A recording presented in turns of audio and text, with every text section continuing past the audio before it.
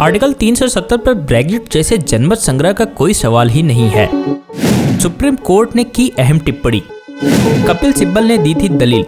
नमस्कार दोस्तों, मैं रतन सिंह और आप सभी का ट्रिगर न्यूज में स्वागत है। सुप्रीम कोर्ट में आर्टिकल 370 को लेकर दायर याचिकाओं पर सुनवाई शुरू हो चुकी है। इस दौरान मंगलवार 8 अगस्त को हुई सुनवाई के दौरान सुप्रीम कोर्ट ने कहा कि जम्मू कश्मीर में आर्टिकल 370 को निरस्त करने पर ब्रेग्जिट जैसे जनमत संग्रह का कोई सवाल ही नहीं है, क्योंकि कोर्ट इस सवाल से जूझ रहा है कि क्या इसे निरस्त करना संवैधानिक रूप से वैध था या नहीं। सुप्रीम कोर्ट ने कहा कि भारत एक संवैधानिक लोकतंत्र है, जहां इसके रहने वालों की इच्छा केवल स्थापित स्थानों के जरिए ही सुनिश्चित की जा सकती है। ब्रिटेन के यूरोपीय संघ से अलग होने को ब्रेग्जिट कहा जाता है। ब्रिटेन का यूरोपीय संघ से बाहर निकलना राष्ट्रवादी उत्साह में बढ़ोतरी, मुश्किल इमिग्रेशन नियमों और संकटग्रस्त अर्थव्यवस्था के चलते हुआ। चीफ जस्टिस डीवाई चंद्रचूड़ की अध्यक्षता वाली 5 सदस्यीय संविधान पीठ की ये टिप्पणी सीनियर एडवोकेट कपिल सिब्बल की उस दलील के बाद आई जिसमें कहा गया कि संविधान के आर्टिकल 370 को निरस्त करना ब्रेग्जिट की तरह ही एक राजनीतिक कदम था,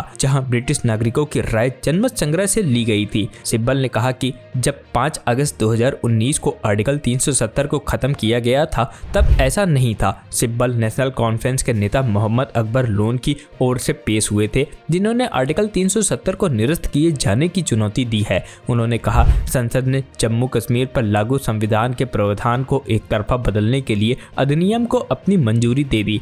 ये सबसे बड़ा सवाल है कि इस अदालत को ये तय करना होगा कि यह भारत सरकार ऐसा कर सकती है।